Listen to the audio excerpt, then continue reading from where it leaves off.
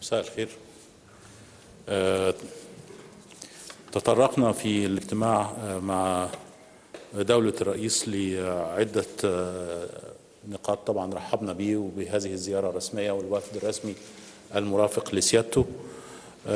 طبعا كان هناك تقدير لمشاركة الرئيس كابيلا في افتتاح قناة السويس، وطبعا بنتطلع إلى زيارته في المستقبل مرة أخرى، وكان لقاؤه مع السيد رئيس عبد الفتاح السيسي خلال الافتتاح. طبعا احنا وضحنا انه احد الركائز بالنسبة لسياسة مصر الخارجية هو التعاون في داخل القارة الإفريقية، ويأتي على قمة هذا التعاون طبعا التعاون مع دولة الكونغو في المرحلة الحالية والمقبلة.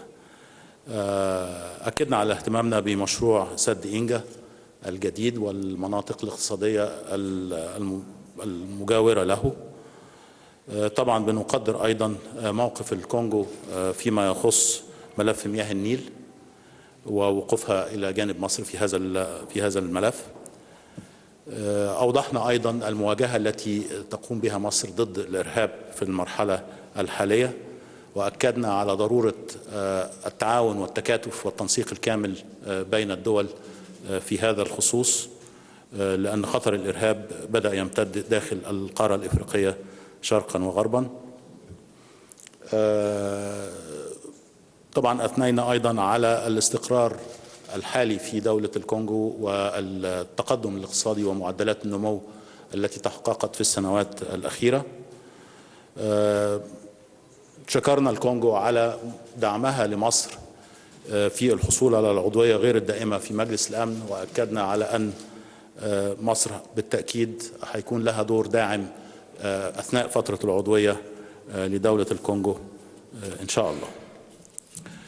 في خلال المناقشات استعرضنا أيضا الموقف الاقتصادي في مصر وفي دولة الكونغو والتطورات الأخيرة، وتحدثنا أيضا عن حرصنا على دعم وتطوير التعاون بين الدولتين. ترجم.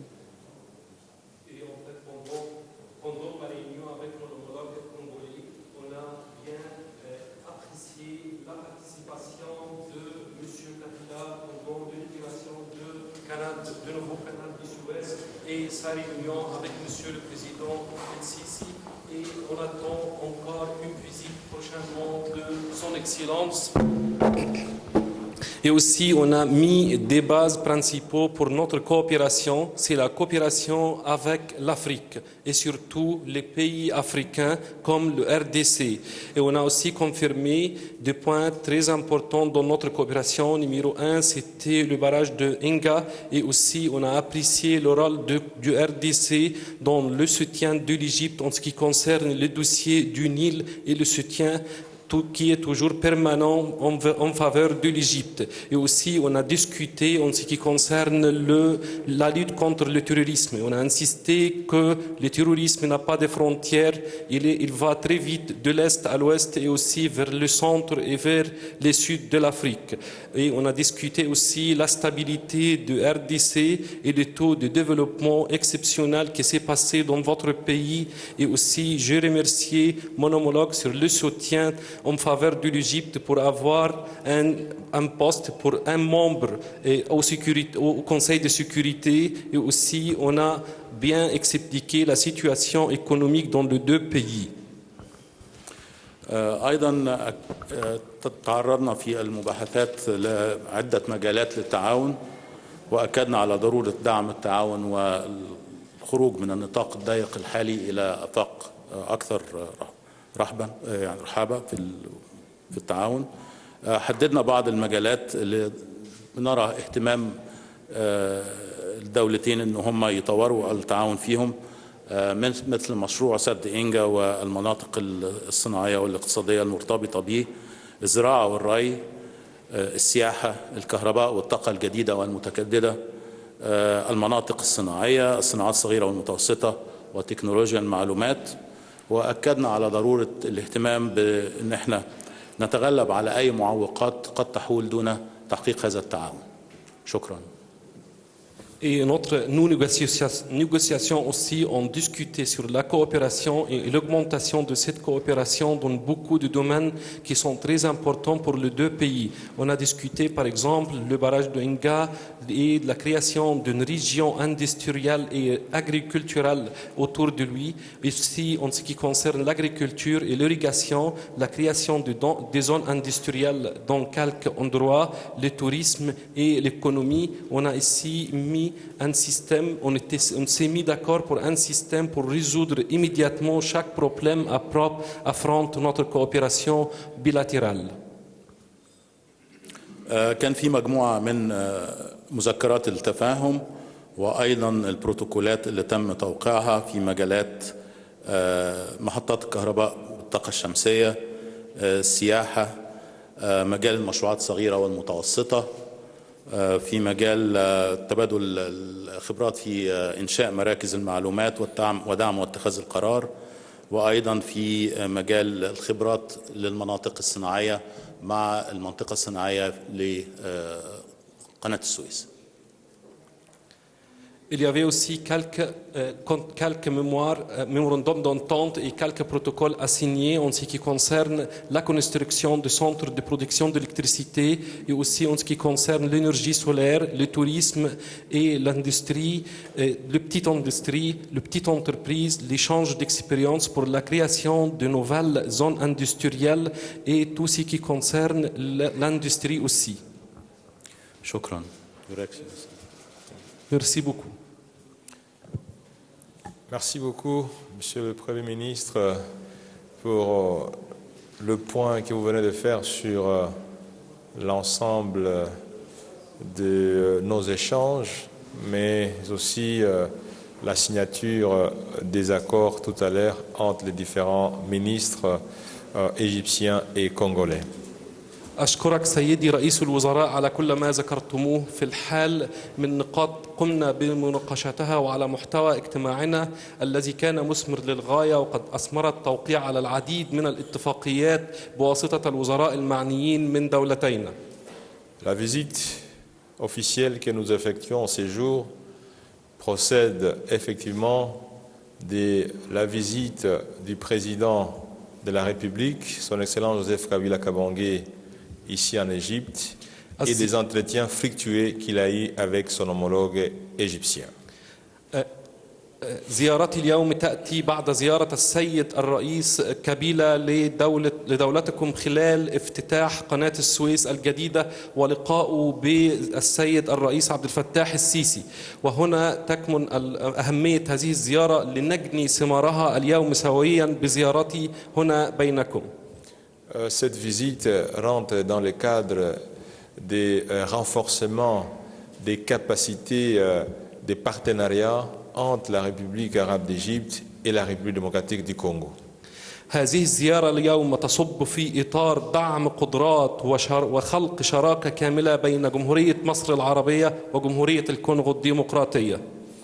Et ces rapports de partenariat peuvent avoir des formes variées au niveau politique, au niveau économique, au niveau culturel et au niveau social. والشراكة دائما ما يكون لها العديد من الأشكال المهمة فمنها السياسية والاجتماعية والاقتصادية والتعليمية. Au niveau politique et sécuritaire, il y a effectivement cette question de lutte contre le terrorisme sur laquelle nous nous sommes tous mis d'accord pour pouvoir lutter contre le terrorisme sous toutes ses formes. وفيما يخص الموقف السياسي والأمني فقد اتفقنا سويا أن نضع النقاط الواضحة لكيفية عمل آلية مناسبة وبها شراكة لمكافحة هذا الإرهاب والسيطرة عليه من عدم الانتشار. Et nous avions souligné le fait que le terrorisme n'a pas de frontières, il peut se retrouver en Égypte, il peut se retrouver en République démocratique du Congo, comme il peut se retrouver dans un autre pays du continent. وقد اتفقنا وأشرنا إلى الآتي أن الإرهاب ليس له حدود فممكن أن نجده في مصر في الكونغو في أي مكان أو في أي بلد آخر. Nous avons fait remarquer que Le terrorisme n'est pas à confondre avec une religion quelconque, parce que la religion cherche la paix et la sécurité, tandis que le terrorisme cherche l'insécurité et la mort. يجب أن لا نخلط بين وقد اتفقنا على أن لا يجب أن نخلط بين الدين والإرهاب، فالدين دائما ما يبحث عن السلام والأمن، أما الإرهاب فهو يبحث عن الأمن الخاص به والموت. Et que tenant compte de ces deux aspects, nous devons donc développer une union sacrée contre le terrorisme et la RDC, et donc disposer à travailler avec la République arabe d'Égypte pour pouvoir combattre le terrorisme sous toutes ses formes. وقد اتفقنا على أن يكون بيننا آلية مشتركة من أجل القضاء على هذا الإرهاب بكل أشكاله. Nous avons abordé aussi les questions de partenariat économique et social qui consiste à avoir des partenariats gagnant-gagnant pour pouvoir faire avancer l'agenda du développement des deux pays respectifs. J'ai cité la RDC et la République arabe d'Égypte. وقد اتفقنا أيضا على أن نقوم بدعم شراكة كاملة اجتماعية واقتصادية تغير الملامح الخاصة بالمجتمع المصري والمجتمع الكونغولي، شراكة قائمة على أن يربح الجميع من الاتحاد. ولتحريك هذه الأجندة قمنا بوضع العديد من الآليات المهمة. Et là, je voudrais remercier Monsieur le Premier ministre d'Égypte pour son engagement personnel, mais aussi remercier l'ensemble de son équipe de ministres qui ont travaillé de concert avec les ministres de la RDC pour que ces protocoles d'accord soient signés au cours de cette visite officielle. أريد أن أشكر بصفة شخصية السيد رئيس الوزراء المصري لكل تعهداته بإنجاح هذه الاتفاقيات وتدخله الشخصي، وكذا فريق العمل الخاص به من الوزراء المعنيين الذين عملوا بجد وبقوة مع نظرائهم من دولة الكونغو الديمقراطية من أجل التوقيع على هذه الاتفاقات اليوم. Je remercie le Premier ministre égyptien et surtout je le félicite pour son engagement personnel à pouvoir assurer le suivi de l'exécution de tous les programmes et contrats qui ont été signés au cours de cette visite officielle. وأشكره أيضا مرة أخرى بصفة شخصية على موافقته على أن يكون هناك نقطة اتصال مشتركة بيننا مباشرة لمتابعة هذا العمل الذي قمنا بإنجازه اليوم من أجل تحريكه وإنجاحه وتذليل جميع الصعاب والمعوقات التي قد تواجهنا في أي لحظة من اللحظات. Je voudrais terminer en soulignant l'engagement de son Excellence, Monsieur le Président de la République, Joseph Kabila Kabange, à bâtir une coopération de partenariat gagnant-gagnant avec la République arabe d'Égypte. وأشكر أيضا السيد رئيس جمهورية الكونغو الديمقراطية كابيلا على دعمه الكامل وتوجيهاته الواضحة بأن نقوم بعمل شراكة وتعاون كامل مع جمهورية مصر العربية مبنية على أساس الربح المتكامل لجميع الأطراف. Notre objectif est que la République arabe d'Égypte et la RDC puissent s'engager désormais dans un partenariat qui va projeter les deux pays vers des économies progressives, des économies émergentes, des économies développées. وأشكره أيضا على دعمه الكامل لهذا العمل، وأن هدفنا من هذا العمل اليوم هو إطلاق شراكة متكاملة في جميع المجالات لنحصل على اقتصاد واعد وقوي ومتنامي على مر الوقت. Merci beaucoup, Monsieur le Premier ministre. Merci beaucoup, Monsieur le ministre. أشكرك كثيرا سيدي رئيس الوزراء، أشكركم أيها السادة الوزراء.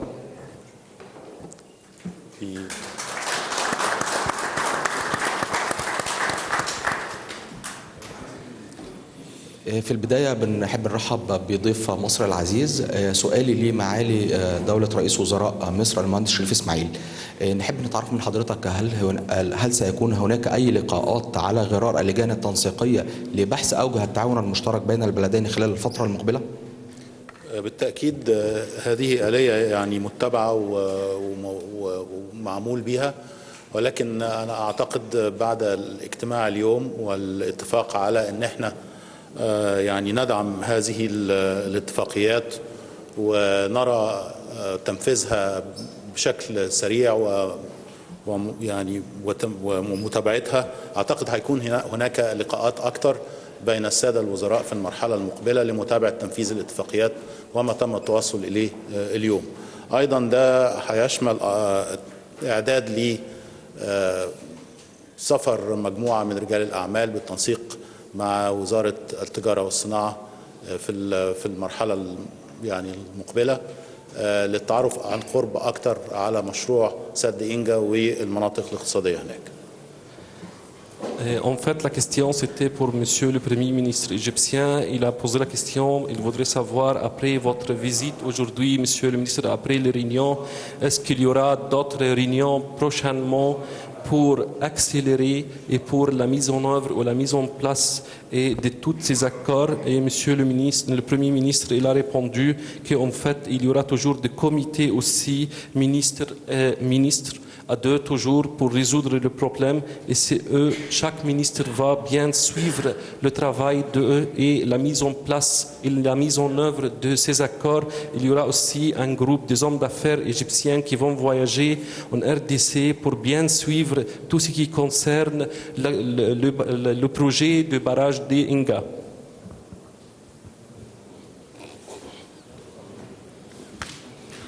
Monsieur Willy Kalengai, RDC. Ma question s'adresse à tous les deux premiers ministres. Excellence, comment la RDC et l'Égypte entendent garder le contrôle essentiel sur le projet Inga, quand nous savons que c'est un projet stratégique, si les fonds qui vont venir peuvent venir de toutes parts, dans un contexte de lutte contre le terrorisme d'un côté, et de l'autre côté, la tendance générale des Occidentaux qui ne laissent pas souvent ce genre de projets se développer sans leur implication. هو بيسأل سيادتك السؤال موجه لسيادتك ولسيادة رئيس الوزراء الكونغولي، هو كيف ستصلوا إلى وضع آلية معينة بما أن سيادتكم مشاركون في مشروع سد إنجا وفي تفعيل هذا العمل العظيم الذي سيعود بالنفع، ومن الناحية الأخرى سيادتكم تحدثتم عن دور الدولتان سويا في مكافحة الإرهاب، وهل ستترككم الدول أو القوى أخرى من أجل التنمية دون أي معوقات أخرى؟ Merci beaucoup pour cette question. Mais je crois que le projet d'Inga reste effectivement un projet stratégique, mais comme vous le savez, la mise en œuvre de ces projets s'inscrit dans le cadre d'un partenariat public-privé. فيما يخص موضوع سد إنجا هو مشروع استراتيجي، فنحن انطلقنا به وسوف يتم تفعيله من خلال الشركات الخاصة.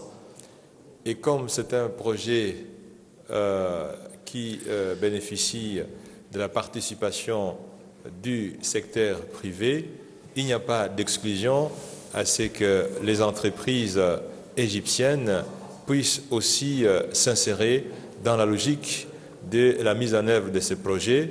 Comme vous le savez, ce sont des entreprises qui seront sélectionnées par voie compétitive qui vont pouvoir se mettre en route dans l'exécution de ces projets. وأؤكد مرة أخرى أن هذا المشروع هو مشروع استثماري خاص بالقطاع الخاص، وستقوم بالمشاركة فيه العديد من الشركات، والقاعدة الأساسية للمشاركة بينها هو التنافس للحصول على أفضل العروض. Donc tous les pays qui veulent s'insérer dans la logique du chef de l'État, président Joseph Kabila Kabange, de mettre en œuvre rapidement le projet d'Inga sous toutes ses phases, sont donc appelés à pouvoir le faire de manière tout à fait transparente et de manière tout à fait compétitive. وقد كانت تعليمات السيد الرئيس كابيلا بأن كل من يريد أن يشارك في هذا المشروع الضخم يجب أن يشارك فيه من أي طرف، ولا بد أن يتسم بالشفافية والتنافسية المطلقة. أشكركم. شكرا على السؤال. Je vous remercie pour la question. بالنسبة لمصر استراتيجيا مصر يجب أن نعود مرة أخرى وبقوة إلى الساحة الأفريقية، ويجب أن نتواجد في الدول الأفريقية كما سبق أن تواجدنا في فترة زمنية الستينات والسبعينات. يجب أن نعود مرة أخرى إلى الساحة الأفريقية، ولن يتم هذا إلا بالتعاون في مجالات الاقتصادية والتعاون في المجالات في السياسية. وتواجدنا في مشروع زي مشروع إنجا أيضا بيمثل قناة ننطلق منها ونتواجد فيها في دولة الكونغو، سواء كان من خلال الاستثمارات أو من خلال تواجد شركاتنا شركات المقاولات والشركات الفنية والهندسية المتخصصة للمساهمة في هذا المشروع الكبير. الحقيقة الاجتماع اليوم تفضل. En fait, en ce qui concerne le niveau stratégique, l'Égypte donne beaucoup d'importance à l'Afrique et on va retourner toujours vers l'Afrique. Ce n'est pas comme ça existait pendant les années 60 et 70. C'était l'époque d'or pour les relations égyptiennes avec l'Afrique. On va retourner avec ce projet et par la coopération, on va retourner en Afrique, non seulement sur le niveau politique, mais aussi sur le niveau économique. Et je crois que le sujet de barrage de Inga, c'est la bonne occasion pour retourner avec les entreprises et les sociétés égyptiennes pour participer au développement dans votre pays. أيضا الاجتماع اليوم حدد آليات للعمل في المشروع، منها مساهمة أو مشاركة مصر في هذا المشروع ودراسة كل جوانب هذا المشروع والتعرف عليه عن قرب، وإرسال الخبراء المصريين للمساهمة في هذه الدراسات، إفادة بعض رجال الأعمال والشركات المصرية المتخصصة أيضا للتعرف عن قرب عن فرص الاستثمار وأيضا فرص المشاركة في تنفيذ هذه المشروعات. هناك أيضا اتفاقية تم توقيعها بين المنطقة الاقتصادية لقناة السويس والمنطقة الاقتصادية أو سد إنجا بشكل عام في الكونغو للتعرف عن قرب على المشروعين ودراسة إمكانية التواصل أو أن يكون هناك آلية للتعاون بين المنطقتين الاقتصاديتين. En fait, pendant notre réunion aujourd'hui, on a déterminé des points pour le travail et les points principaux, c'était la participation de l'Égypte dans les études qui concernent ce projet, l'envoi des experts égyptiens pour voir sur terrain et pour estimer la situation et pour la mise en situation, l'envoi des hommes d'affaires et des sociétés égyptiennes pour voir et comment il y a des occasions d'investissement et aussi la participation dans le projet. Et aussi, on a aussi signé un accord concernant un partenariat entre l'autorité du canal de Suez et l'autorité du projet de Inga. الإرهاب بدايته فكر متطرف متشدد وينتهي الحال به إلى ما نحن عليه النهاردة من أعمال إرهابية وأعمال تفجير واغتيالات، لكن البداية بتكون الفكرة. وإحنا تحدثنا مع السيد دولة رئيس مجلس وزراء الكونغو أيضا النهاردة في أن احنا نرسل مجموعة من الدعاة المصريين لتوضيح سماحة الدين الإسلامي ومبادئه، بحيث أن احنا يبقى فيه يعني عمل وقائي من البداية في بعض المناطق التي قد يصلها هذا الفكر في الكونغو. Et en fait, en ce qui concerne le terrorisme, les débuts du terrorisme, c'est toujours une idée, puis une idée intégriste, et qui va toujours se terminer par un acte terroriste par des assassinats, par des explosions, par des voitures pillées. Mais aujourd'hui, j'ai parlé avec mon homologue en ce qui concerne l'envoi des imams dans les régions où il y a des musulmans pour avoir un discours très modéré pour expliquer que l'islam c'est une religion de paix et de sécurité, ce n'est pas une religion de terrorisme. Et cet acte, c'est pour protéger les gens qui sont là-bas, à la place de s'intégrer avec ces groupes terroristes, mais de les pousser en dehors de votre pays. واحنا على ثقة تامة بأن دولة الكونغو هتدعم مصر في كل المحافل الدولية في حربها ضد الإرهاب. Et je suis sûr que le RDC va bien soutenir l'Égypte sur la scène internationale en ce qui concerne la lutte contre le terrorisme. سيادة رئيس وزراء الكونغو، يعني الكونغو لها موقف واضح فيما يتعلق بالوضع في دول حوض النيل.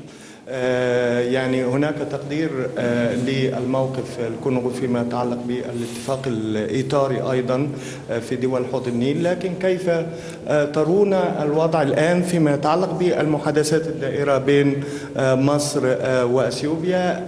يعني كيف ترى أيضا، هل تم ذلك في مناقشة ذلك في الاجتماع، مناقشة يعني كيفية الحل بين دول الخلافات بين دول المنبع ودول المصب؟ شكرا. En fait, la question, c'est pour vous, Monsieur le ministre. En ce qui concerne, on sait bien que la situation de RDC est très claire en ce qui concerne le procès de l'eau du Nil. Mais on sait bien votre situation aussi en ce qui concerne la convention cadre. Mais est-ce que les négociations aujourd'hui, vous avez discuté le problème maintenant concernant les négociations entre l'Égypte et l'Éthiopie? Comment vous estimez la situation? Mais notre position est très claire là-dessus. Nous avons affiché notre soutien clair et sans équivoque à l'Égypte en ce qui concerne la protection du bassin du Nil. Et donc sur cette question, nous allons garder notre position qui est celui de s'affirmer en position de l'Égypte. لقد أعلنا من قبل موقفنا من هذا الموضوع. موقفنا هو في جميع الأحوال هو دعمنا الواضح والصريح لموقف مصر. نحن دائما في مكاننا ولن نغيره.